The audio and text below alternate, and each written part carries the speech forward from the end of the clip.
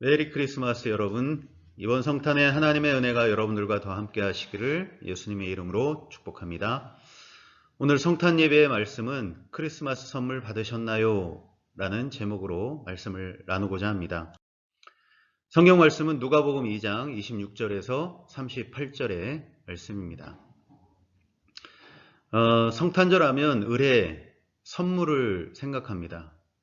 어떤 선물을 받을까 기대하기도 하고 또 어떤 선물을 줄까 하며 즐거운 고민을 하기도 합니다.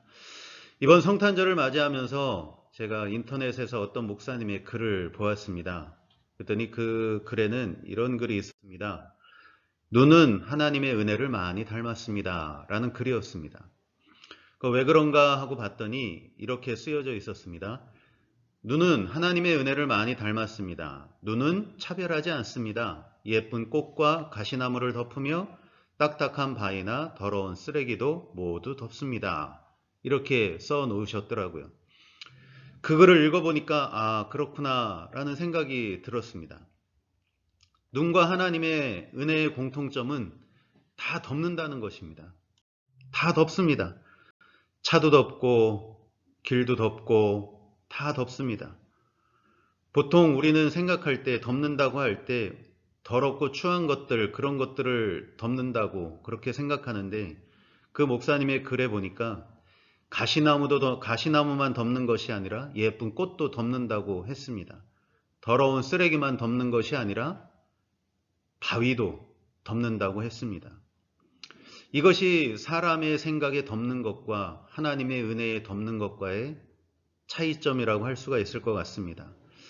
사람들은 가시나무, 더럽고 추한 것을 덮으려 하고 예쁘고 좋은 것은 드러내놓고 자랑하고 싶어 합니다.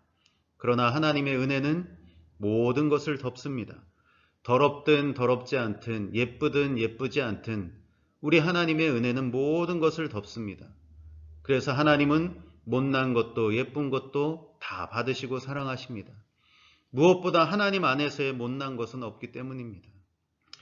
이 모든 것을 덮는 하나님의 은혜가 과연 무엇일까? 모든 것을 덮는 하나님의 은혜. 그것이 바로 예수님의 보혈입니다. 예수님의 보혈은 차별이 없습니다. 예수님의 보혈은 사람을 구원하시는 하나님의 약속입니다.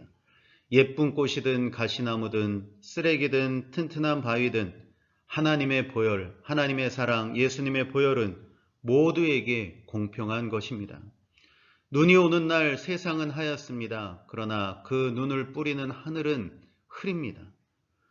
우리가 눈은 보지만 때로는 그 흐려진 하늘은 보지 못할 때가 있습니다. 우리가 능력의 예수님, 때로는 빛으로 오신 예수님, 그 예수님은 생각하지만 그러나 우리들을 위해 눈물을 흘리시는 그 주님의 마음 아파하심은 보지 못할 때가 있습니다. 그러나 주님의 보혈은 주님의 눈물에서 시작된 것입니다. 그래서 때로 우리 인생에서 어렵고 힘들고 답답할 때 오히려 하나님의 은혜가 우리들에게 더 넘치게 되는 줄로 믿습니다. 오늘 성탄은 그래서 눈처럼 내린 하나님의 사랑, 모든 걸 덮는 예수님의 보혈의 은혜를 느끼는 날이 바로 이 성탄입니다. 여호와께서 말씀하시되 오라 우리가 서로 변론하자. 너희의 죄가 주홍 같을지라도 눈과 같이 희어질 것이요 진홍같이 붉을지라도 양털같이 희게 되리라 하신 말씀처럼 이 성탄의 예수님의 보혈 죄 씻음의 은혜를 받는 날이고 또한 우리가 아직 죄인 되었을 때 그리스도께서 우리를 위하여 죽으심으로 하나님께서 우리에 대한 자기의 사랑을 확증하셨느니라 하신 말씀처럼 우리를 사랑하시는 하나님의 사랑이 확증되는 날이기 때문에 오늘 이 성탄은 우리가 서로 축하해야 될 일이고 이 성탄절에 그래서 우리는 하나님께 예배를 드리는 것입니다. 자, 이제 이런 성탄을 맞이해서 오늘 우리들은 어떤 선물을 주고받는 것일까? 어떤 선물을 받고 싶고 어떤 선물을 주고 싶을까? 오늘 하나님의 보내심을 받은 천사 가브리엘이 마리아를 찾아가면서 어떤 은혜를, 어떤 선물을 주었는가를 생각해 보고자 합니다. 오늘 가브리엘은 마리아를 보고 두 번 얘기합니다. 은혜 받은 자라고. 28절에 은혜를 받은 자여 평안할지어다. 30절에도 내가 하나님께 은혜를 입었느니라. 이렇게 말씀하고 있습니다. 마리아는 분명히 하나님께 은혜를 받은 자였습니다. 그리고 이 은혜라는 말은 카리스라는 말인데 이것이 선물이라는 뜻도 포함되어 있습니다. 그러니까 28절, 30절을 선물이라는 말로 다시 써보면 이렇게 될 것입니다. 선물을 받은 자여 평안할지어다. 내가 하나님께 선물을 받았느니라. 이렇게 기록해도 무관할 것입니다. 그럼 도대체 마리아가 받은 선물이 무엇일까요? 마리아가 받은 선물 그 첫 번째는 택함이라는 선물입니다. 하나님께서는 이 땅에 독생자를 보내시기 위해서 인간의 몸을 통한 방법을 택하셨습니다. 창세기 3장 15절에 보면 내가 너로 여자와 원수가 되게 하고 내 후손도 여자의 후손과 원수가 되게 하리니 여자의 후손은 내 머리를 상하게 할 것이요 너는 그의 발꿈치를 상하게 할 것이라 라고 말씀합니다. 이것이 첫 복음입니다. 마귀의 권세를 깨뜨리는 인간을 구원하시겠다는 하나님의 계획이 처음으로 기록된 것이 창세기 3장 15절의 말씀입니다. 근데 여기에서 누가 등장하냐 하면 여자의 후손, 여자가 등장합니다. 하나님의 이 말씀이 이루어지기 위해서는 여자가 필요했습니다. 그 여인이 누구냐 하면 바로 마리아입니다. 마리아. 당시에 마리아보다 훨씬 예쁘고 또 학벌도 좋고 모든 것이 뛰어난 여인이 얼마나 많았겠습니까? 그러나 하나님께서는 그런 여인들을 택한 것이 아니라 마리아를 택했습니다. 더군다나 그 당시 이스라엘은 로마의 속국이었습니다. 온 나라가 자신들을 이 로마로부터 구원해 줄 메시아를 기다리던 그런 때였습니다. 그래서 바리새인이나 사두개인이나 서기관이나 제사장들이나 이런 상위 계급층, 지도자 계급층들의 아내들은 임신만 하게 되면 혹시 자기가 잉태한 이 아이가 메시아는 아닌가, 그리스도는 아닌가 이런 기대를 품고 아이를 잉태했다는 것입니다. 그만큼 그 당시에 모든 국민들이 메시아의 탄생에 대한 바램과 기대를 한껏 가지고 있던 그런 때였다는 것입니다. 그런데 하나님은 그런 상류 계층, 지도자 계층 이런 사람들의 후손으로 여인을 택한 것이 아니라 하나님은 평범한 마리아를 택하셨다는 것입니다. 더군다나 마리아가 살았던 그 나사렛이라는 동네는 유대 역사가 요세푸스에 의하면 갈릴리 지방의 45개의 성읍을 언급했지만은 나사렛은 그 45개의 성읍에 이름도 기록되지 않은 그런 동네였다는 겁니다. 더군다나 탈무드에서는 63개의 갈릴리 성읍이 기록되는데 거기서도 나사렛 동네는 빠져 있다는 것입니다. 너무나 작고 초라하고 특성이 없는 마을이기 때문에 사람들이 나사렛이라는 동네가 있기나 하나라고 할 정도의 동네가 바로 나사렛이었습니다. 그래서 어쩌면 예수님의 어린 시절이 이 나사렛에서 있었기 때문에 기록이 없었을 수도 있다는 얘기도 있습니다. 그리고 심지어 예수님이 나사렛 출신이라는 이유 때문에 메시아로 인정받지 못하는 어려움도 겪으셨던 것도 사실입니다. 더군다나 이 나사렛이라는 동네는 구약 성경에서조차도 언급이 되어 있지 않는 그런 아주 후미진 곳, 외진 곳, 그곳이 바로 나사렛이었다는 것입니다. 그런 나사렛에서 사는 마리아와 요셉은 말 그대로 그냥 깡촌에 사는 순박한 시골 청춘 남녀였던 것 뿐이었습니다. 그런데 하나님은 놀랍게도 그런 사람들을 택하셨다는 것입니다. 왜 그러셨을까요? 그 이유는 잘 모릅니다. 굳이 그 이유에 대해서 설명할 수 있는 말이 있다면 그것은 하나님의 선물이었다는 것, 하나님의 은혜였다는 것 말고는 설명할 길이 없습니다. 마리아가 무언가 특출해서가 아니고 무언가를 잘해서도 아닙니다. 하나님은 그녀에게 선물을 주신 것 뿐입니다. 택함이라고 하는 선물, 이것이 오늘 이 성탄에 우리가 받은 첫 번째 선물입니다. 마리아가 받은 이 택함의 선물이 우리가 받은 선물입니다.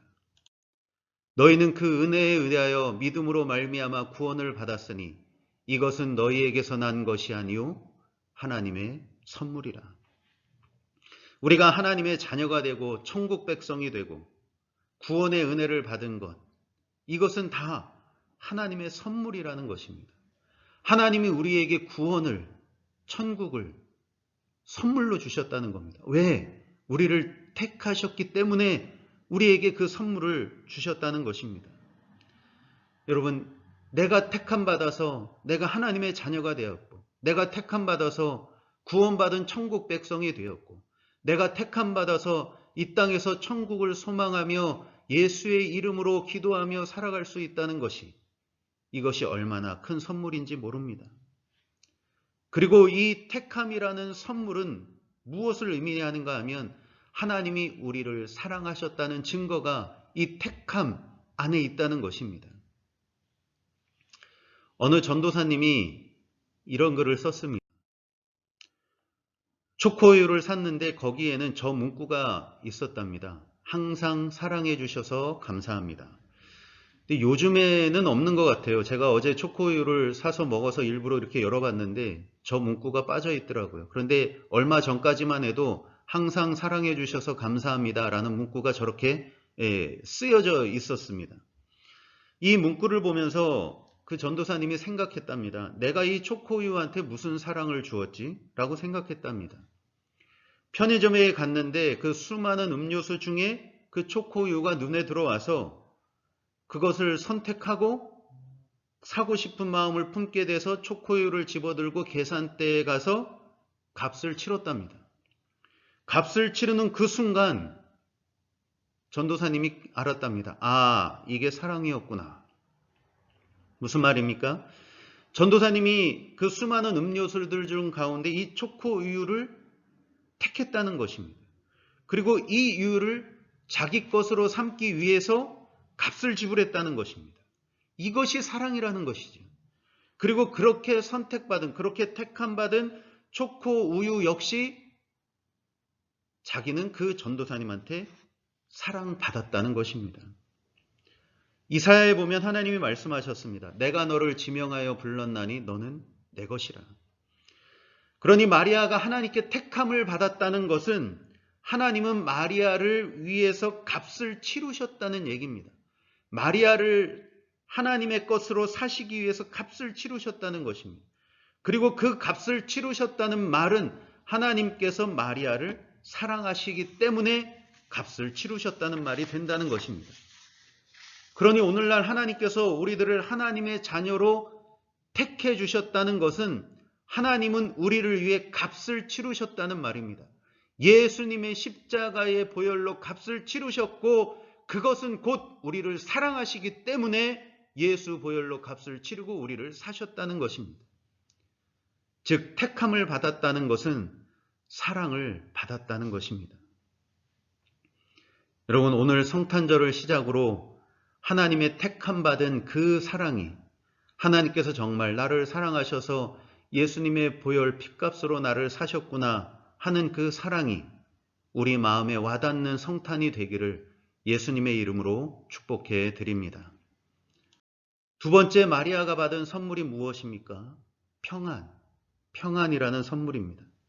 하나님이 주시는 두 번째 선물, 바로 평안입니다. 많은 여인들 가운데 택함 받은 것은 말할 수 없는 하나님의 선물입니다. 그러나 이 선물은 정말 위험하기 짝이 없는 그런 선물이 될 수도 있는 것입니다.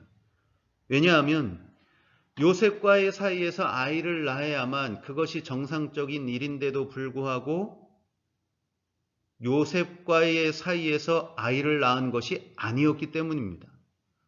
결혼하기도 전에 마리아가 아이를 가졌다는 말은 이것은 마리아가 불륜을 저질렀다는 말이 되는 것이고, 그러면 이스라엘 법으로는 돌에 맞아 죽습니다. 심지어 제일 먼저 돌을 들고 치는 사람이 누구냐 하면 바로 그 아버지가 제일 먼저 돌을 들고 그 딸을 친다는 것입니다.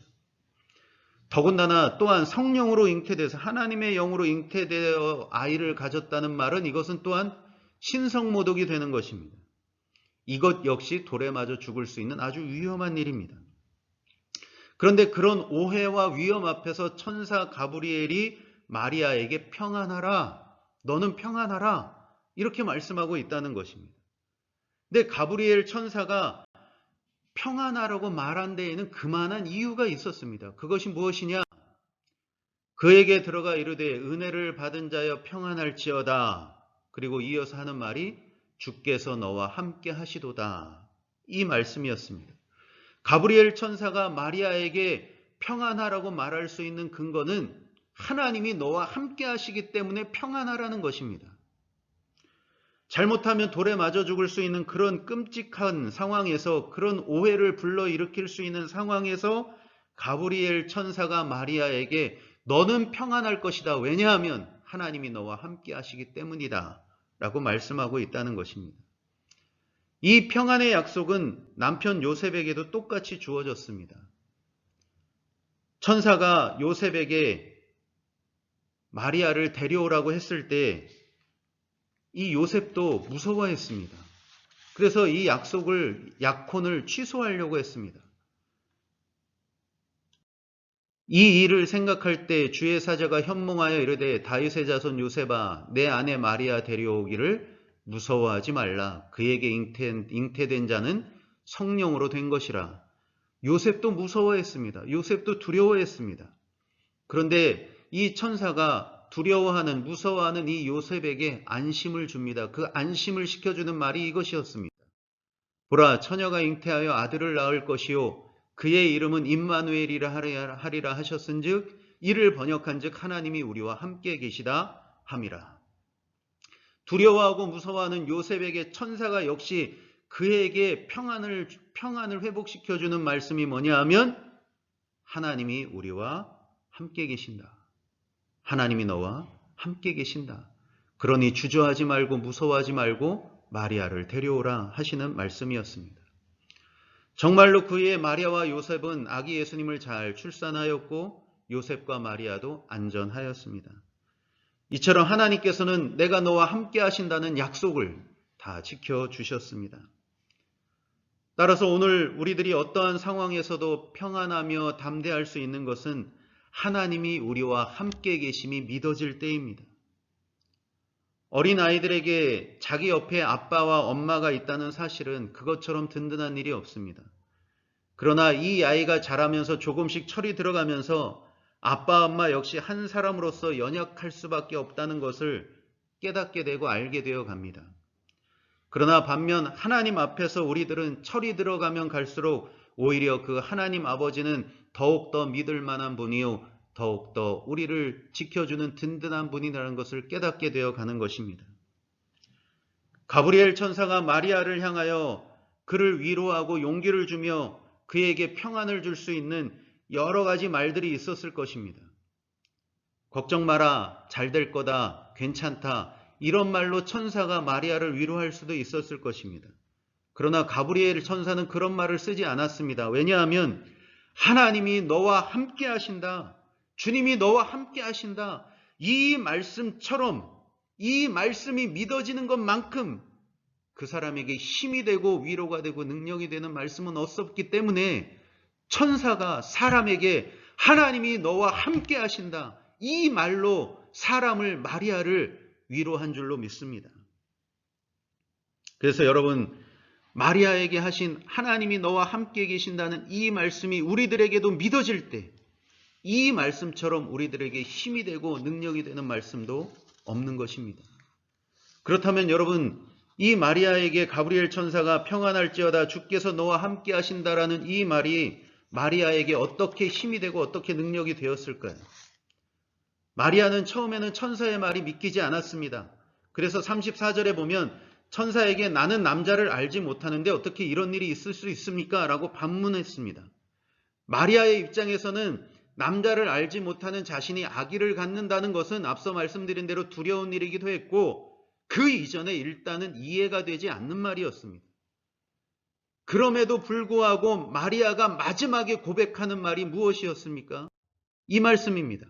마리아가 이르되 주의 여종이오니 말씀대로 내게 이루어지이다 하며 천사가 떠나가리라. 말씀대로 내게 이루어지이다. 즉 마리아는 받아들였다는 것입니다. 수용했다는 것입니다. 자신이 처녀의 몸으로 아기를 갖는 것이 이해되지도 않고 죽을 수 있는 그런 두려운 일이 될지도 모르겠지만 마리아는 어떠한 일이 일어날지라도 그것을 내가 감내하겠다는 믿음의 결단의 말이 말씀대로 내게 이루어지이다, 이것이었습니다. 그에게 이런 담대한 믿음이 생기게 된 이유가 무엇이었습니까? 주께서 너와 함께 하신다는 이 말씀이 있었기 때문이었다는 것입니다. 바로 이 말씀이 마리아의 마음가짐을, 마리아의 생각을 바꾸었다는 것입니다. 앞으로 일어나게 될 일들이 어떤 일이 일어나게 될지 모르겠지만 모든 것을 주님께 맡기겠다는 그 마음으로, 그 생각으로 마리아가 바뀌어졌다는 것입니다. 그래서 여러분, 임마누엘, 하나님이 우리와, 하나님이 나와 함께 계신다는 이 말씀은 세상을 바꾸는 말씀이 아니라 나를 바꾸는 말씀이고, 상황과 환경을 바꾸는 말씀이 아니라 그 상황과 환경에 맞서게 하는 말씀이요, 그래서 사람과 세상이 아닌 하나님과 나와의 관계에 조금 더 집중하게 해주는 말씀이 하나님이 나와 함께 계신다, 바로 이 말씀이 갖는 능력인 것입니다. 그래서 마리아는 처녀가 잉태하면 죽는다는 법이 그 상황이 바뀌기를 기대한 것이 아닙니다.